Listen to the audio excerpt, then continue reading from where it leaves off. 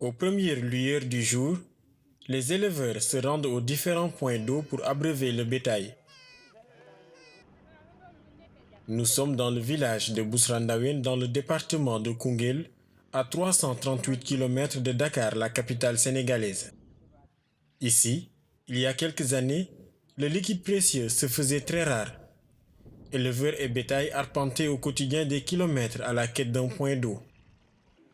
Une fois sur place, c'est à la force des muscles et l'appui des ânes qui tirent les cordes attachées autour des poulies que les éleveurs arrivent à extirper l'eau des puits de plus de 80 mètres de profondeur.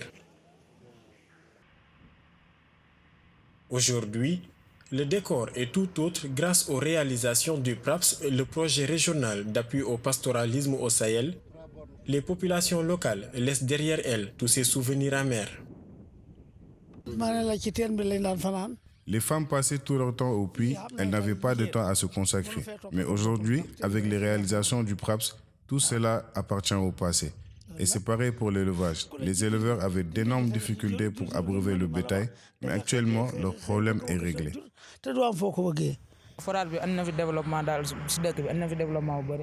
Ce forage est très important pour la localité. À l'époque, nos mamans parcouraient 7 km par jour pour s'approvisionner en eau. Mais ils ne font plus cela aujourd'hui parce que des bornes fontaines sont installées dans le village.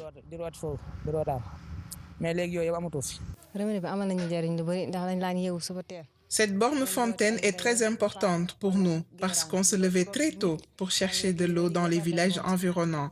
Mais actuellement, on a des robinets installés tout près de nos cases. Les réalisations les plus importantes, les plus en vue, portent essentiellement sur l'hydraulique pastorale. Le PRAPS a réalisé 9 forages qui desservent à peu près 24 villages et qui abreuvent tout le bétail sur le circuit des transhumants qui partent du nord du pays, c'est-à-dire des départements de Podor et de Dagana, vers les départements de Koungheul et de Koumpentoum. Sur toute cette zone maintenant, il y a des forages qui permettent aux transhumants, pendant la saison sèche, d'abreuver leur bétail et de continuer à chercher le fourrage dont ils ont besoin. Au-delà du manque d'eau qui préoccupait le village de Bousrandawen, il y avait aussi et surtout l'enclavement et les énormes difficultés à se déplacer. Les villageois se ravitaillaient une fois par semaine si possible au niveau des marchés hebdomadaires communément appelés Louma. Aujourd'hui, avec la construction d'une boutique pastorale où l'on peut trouver des denrées de première nécessité, les femmes ne font plus 7 km de marche pour s'approvisionner à Koungheul, la ville la plus proche. Cette boutique est très importante pour nous parce qu'on allait jusqu'à Koungheul ou d'autres localités pour faire nos courses. Mais aujourd'hui, avec cette boutique pastorale, nous vendons toutes les denrées alimentaires. La population n'a plus besoin d'aller ailleurs pour des achats. On vend même du riz aux habitants des villages environnants. Cette boutique est importante parce que ce qu'on vend à 100 francs dans d'autres boutiques, nous l'avons ici à 50 francs ou moins. On ne part plus dans d'autres localités pour faire des courses. On a tout ici. Face aux difficultés liées au vol de bétail qui coûte plus de 2 milliards de francs CFA aux éleveurs locaux selon le ministère sénégalais de l'élevage, le PRAPS Sénégal a réalisé 8 marchés à bétail sur toute l'étendue du territoire. À Missira, à quelques kilomètres de Koungheul dans la région de Kaffrine, le marché à bétail comprend un espace pour petits ruminants, un espace pour les bovins, un espace pour les équidés et des abreuvoirs installés un peu partout dans le marché. Ce marché vient à son heure. Ça nous permet de bien surveiller le bétail. Avec cette clôture, le bétail est en sécurité. Il n'y a pas moyen d'assister à une fuite des bêtes. Notre seul souci, c'est le manque d'eau et d'électricité.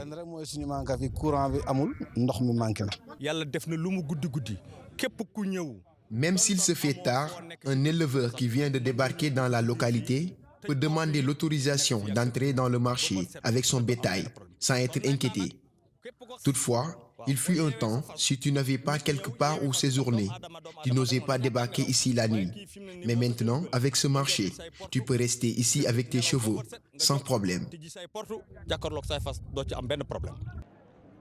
Prévu pour une durée de 6 ans pour un coût total de 16 milliards 200 millions de francs CFA, le PRAPS Sénégal, dans sa première phase, a bénéficié à 230 000 familles de pasteurs et d'agropasteurs, dont 30% de femmes, dans 5 régions, 8 départements, 102 communes et 2700 villages du Sénégal.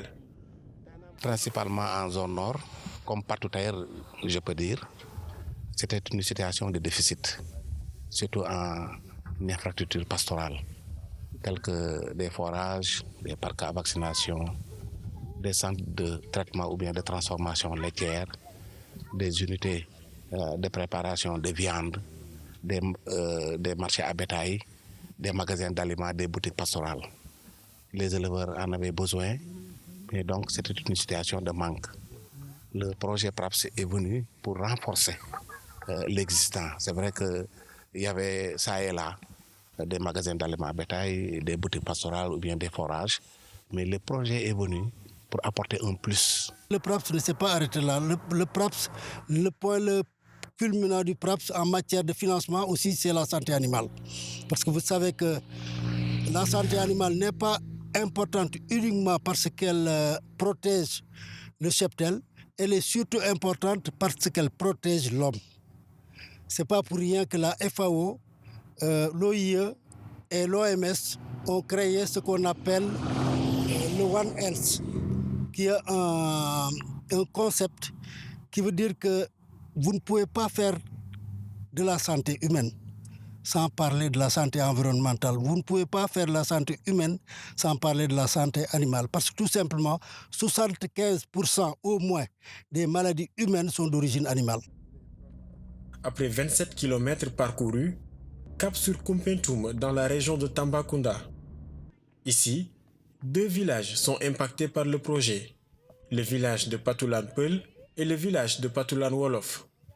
Dans le village de Patoulan Peul, avec l'appui du PRAPS, un forage de plus de 150 mètres de profondeur a pu être réalisé pour alimenter en eau les villages environnants. Trouvés autour d'une borne fontaine construite par le projet, les femmes du village sont heureuses de trouver de l'eau juste à côté de leur case. Les réalisations sont très importantes. Pour toute la communauté, tous les jours, on faisait des allers-retours entre les maisons. Mais aujourd'hui, grâce à cette borne fontaine, nous avons de l'eau quotidiennement. Un peu plus loin, nous sommes dans le village de Patoulan Wolof. Ici, le village est doté d'une borne fontaine et des abreuvoirs construits par le PRAPS pour soulager les éleveurs de la localité.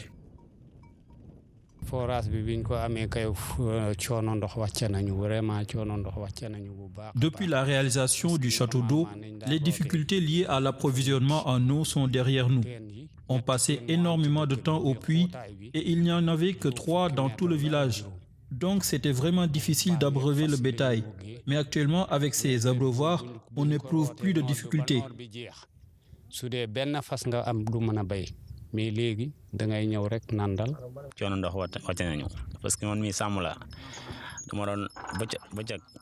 Actuellement, on n'a plus de difficultés pour abreuver nos bêtes.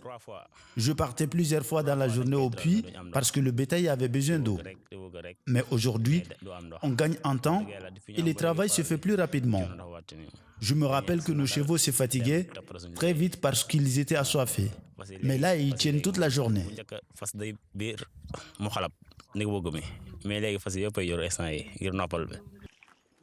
Toutefois, l'abreuvage du bétail n'est pas gratuit. Les prix varient selon les ruminants. Pour les bœufs, le prix est fixé à 175 francs et 200 francs pour les chevaux. Du coup, on peut les abreuver le matin et le soir. Si on calcule tout pour la journée, ça nous revient à 10 francs. Mais on a remarqué que le gérant ne s'en sortait pas. Alors, on s'est concerté entre éleveurs pour augmenter légèrement les prix afin de lui permettre de pouvoir gagner quelque chose.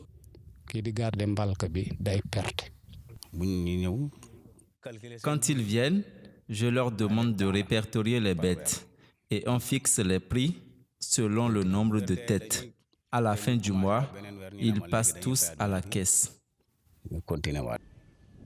À Patoulan Wolof, le chef de village se réjouit de la qualité de l'eau du forage. Il y a quelques années, l'eau des puits était la principale source d'approvisionnement de toute la localité. Aujourd'hui, c'est avec un immense plaisir qu'il boit cette eau potable qui coule des bornes fontaines.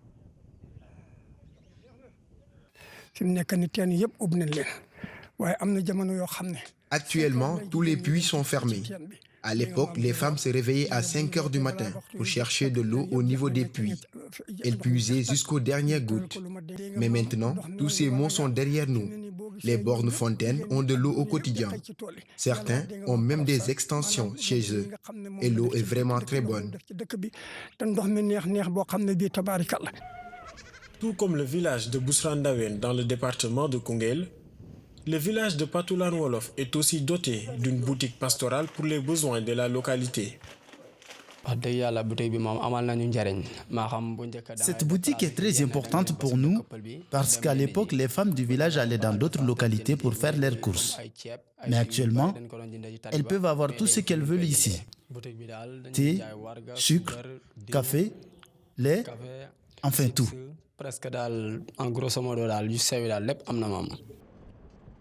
Après 301 km parcourus, nous sommes à Dara dans le village de Gouloum Tcharen. Ici, la complexité de l'alimentation des animaux domestiques est tributaire en partie des contraintes liées à l'environnement. Fort de ce constat, cet octogénaire a mis en place une réserve fourragère pour améliorer les chaînes de valeur et sécuriser l'alimentation des catégories d'animaux vulnérables.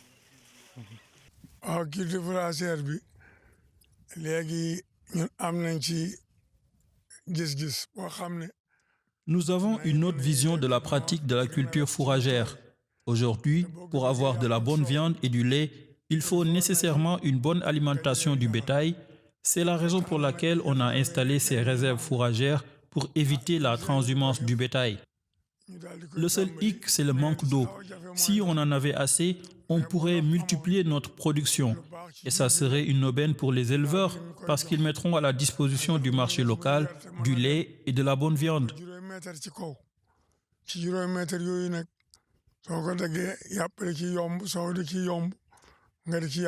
Le PRAPS a également beaucoup fait. D'abord, en créant 557 hectares d'aires de mise en défense pour permettre aux animaux, pendant la période de soudure qui va du mois de mai au mois de juillet, de pouvoir trouver de l'herbe sur place sans se déplacer trop. Parce que là, dès que l'hivernage s'installe, les troupeaux commencent à revenir au bercail. Face aux défis liés à l'irrigation des terres et à l'envahissement des rongeurs qui détruisent les tuyaux installés pour l'arrosage du sol par un système de goutte à goutte, le PRAPS a clôturé la réserve fourragère pour éviter l'entrée des animaux.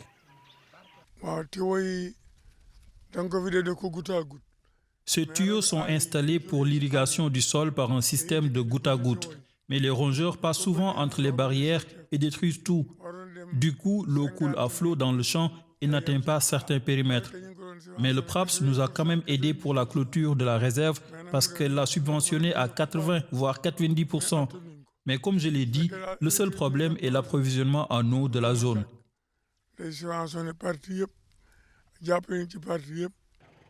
La prochaine étape de ce périple nous amène à Sinthiou-Bamambé dans la région de Matam, à 295 km de Dara.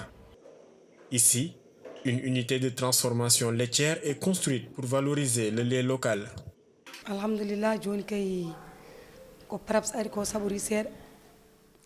Les réalisations du PRAPS sont très importantes. On utilisait des bonbonnes de gaz pour la transformation du lait parce qu'on n'avait pas d'électricité. Mais actuellement, avec l'appui du projet, on a de nouvelles machines qui fonctionnent avec de l'électricité. Avant, on ne travaillait pas en période de saison sèche, mais actuellement, on travaille toute l'année.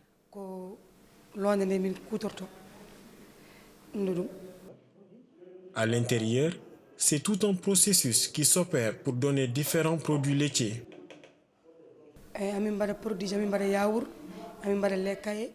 On produit du lait caillé sucré et non sucré, des yaourts, mais aussi des céréales pour accompagner nos produits laitiers. Nous vendons aussi des pots de lait à 500 francs et 1200 francs. Après 1h48 de voiture, nous sommes dans la commune de Bakel, située à proximité des frontières avec la Mauritanie et le Sénégal. Dans cette localité, le PRAPS a réalisé 6 mini-forages, 12 bornes fontaines, 6 potences, 6 abreuvoirs, une mise en défense et un marché à bétail dans tout le département. Le département rencontre beaucoup de difficultés en eau parce que c'est un département qui est chaud et sec. Donc la nappe n'est pas profonde, il n'y a pas beaucoup d'eau. Donc avec PRAPS, au lieu de mettre des châteaux avec 300 mètres cubes, donc ça serait des gâchis quoi. C'est pourquoi PRAPS a mis en place des mini-forages MFT, comme on le voit ici, parce qu'il y a le forage qui est là, il y a le château qui est là, l'abreuvoir pour les éleveurs, aussi il y a les bonnes fontaines et la potence. Nous sommes très contents, très fiers de ce projet qui est venu nous appuyer dans nos difficultés. Comme vient de le dire le Peul, il prenait de l'eau dans les marigots, il creusait des séanes, il puisait avec une calebasse et un bâton. Ces mouvements les fatiguaient, les rendaient même malades. Mais grâce à Dieu, avec ce projet PRAPS, vraiment on est très heureux. Vous avez vu tout de suite les vaches qui s'abreuvaient ici. Et vous avez aussi les populations qui sont aux alentours de ce château d'eau qui puisaient. Il allait jusqu'à 800 mètres, 1 km pour aller chercher de l'eau dans le village. Donc vraiment c'est une fierté. On est très content du gouvernement du Sénégal, de ses partenaires et du projet PRAPS. Dans le village de Gabou, la principale difficulté de la population était liée à l'approvisionnement en eau potable. Aujourd'hui, avec ces installations, les femmes n'arpentent plus les chemins qui mènent au puits pour trouver le liquide précieux. On avait d'énormes difficultés pour avoir de l'eau. On parcourait des kilomètres tous les jours. Mais Dieu merci, aujourd'hui, l'eau coule à flot et on peut faire toutes nos tâches ménagères. Toutes les femmes que vous voyez derrière rencontrent des difficultés en eau parce qu'ils marchaient des kilomètres pour aller dans le village de Gabou pour trouver de l'eau, ou bien dans les séanes, ou bien dans les marigots. Donc avec le PRAPS, on peut dire que tout le problème, c'est réglé maintenant. Juste à côté de la borne fontaine et de la potence du village, un abreuvoir et un marché à bétail sont construits pour améliorer l'accès des pasteurs et des agropasteurs aux infrastructures de commercialisation et au marché afin de tirer le maximum de profit des produits d'élevage. On rend grâce à Dieu. Vous voyez les abreuvoirs, c'est très important pour nous. Ça nous permet de ne plus faire de longs trajets. C'est vrai qu'on avait un abreuvoir, mais avec ces nouvelles réalisations du PRAPS, on n'éprouve plus de difficultés à l'abreuvage du bétail. Le marché de bétail, c'est le PRAPS qui l'a réalisé. Je pense que vous voyez de vous-même, on a une affluence d'animaux, des bovins comme des ovins. Donc sur le plan économique, je pense que les éleveurs n'ont rien à dire. Face aux effets combinés de la sécheresse, de la dégradation des ressources naturelles, de la réduction du couvert végétal et de la rareté des pâturages, le PRAPS s'est engagé dans la mise en œuvre de 557 hectares de mise en défense afin de contribuer à la protection des ressources pastorales. Nous sommes actuellement dans la mise en défense de Gabou. Donc PRAPS a pu mettre en place 2 mises en défense pour les 2 unités pastorales. Donc actuellement nous sommes dans la mise en défense de Gabou sur une superficie de 20 hectares clôturée en grillage. Donc l'intérêt de cette mise en défense, c'est pour la restauration des ressources naturelles et la régénération des sols. Parce qu'il y a des arbres qui sont en voie de disparition. Donc le PRAPS décide de faire revenir ces arbres dans un espace clôturé qu'on appelle mise en défense. Donc il y a aussi, elle contient aussi des réserves fourragères, surtout durant les mois de mai, juin, pour les éleveurs qui viendront pour acheter la paille. Woro Dombel, Village situé dans la commune de Nabadji à l'est du pays, dans la région de Matam. Ici, un parc de vaccination a été créé par le PRAPS pour réduire la diffusion des maladies animales à travers l'amélioration de la couverture vaccinale du cheptel. Auparavant, on faisait des heures pour vacciner 20 vaches. Actuellement, en 10 minutes, on peut faire 50. Et même nous-mêmes, on se blessait auparavant avec le bois là. Mais actuellement, les animaux entrent facilement et il n'y a pas de blessure. Notre mission ici est de venir regarder ce qui entre et ce qui sort concernant surtout la santé animale. Bon, en entrant, on regarde les animaux pour voir vraiment s'ils sont sains, parce que les points de regroupement, surtout les masses, ce sont des points qui peuvent transmettre beaucoup de maladies. C'est la raison pour laquelle on vient tôt le matin, on regarde les animaux qui entrent. Maintenant, après la vente aussi, les animaux, les propriétaires viennent pour prendre des laissez-passer sanitaires pour vraiment plus de traçabilité du parcours du bétail aussi. Surtout. Voilà pourquoi le PRAPS avait mis l'accent sur la santé animale, surtout la prophylaxie sociale. Je veux parler de la vaccination. De ce point de vue, non seulement le PRAPS a créé quelques 30 parcs à vaccination, mais ils ont surtout mis le doigt sur le point le plus important, c'est-à-dire la fabrication de vaccins. Pour assurer un suivi des différentes réalisations, le projet régional d'appui au pastoralisme au Sahel a mis en place un comité de gestion pour l'évaluation des projets dans les différentes zones d'intervention afin de recueillir des suggestions visant à leur amélioration. C'est ça le point fort du PRAPS, parce qu'avant même l'installation de l'ouvrage, le comité de gestion a été mis en place. Il y a le comité qui a été mis en place, qui a été formé par l'animateur avant même la réalisation de l'ouvrage. Donc il y a le comité de gestion qui est là, il y a le président du forage, il y a le conducteur du forage, il y a les gestionnaires de la bonne fontaine qui sont uniquement des femmes et aussi les abreuvoirs. Donc ici, les vaches, chaque vache paye 100 francs par mois. Les moutons ou chèvres, c'est 25 par mois. Et les femmes, des bidons de 20 litres, c'est 15 francs par bidon. Donc tout ça, c'est géré par le comité de gestion, par la population elle-même. Donc on peut dire qu'il y a suivi, parce qu'il y a tout le temps le comité, le président, le bureau qui vient tout le temps pour essayer de voir est-ce que tout est réglé, tout est en règle, quoi. Le PRAPS suit très bien les réalisations. Sa dernière visite remonte à la semaine passée.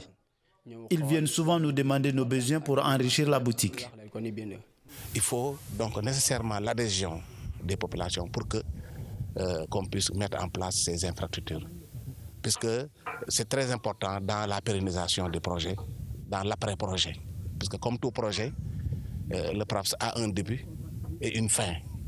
Mais l'après-projet aussi doit être suivi.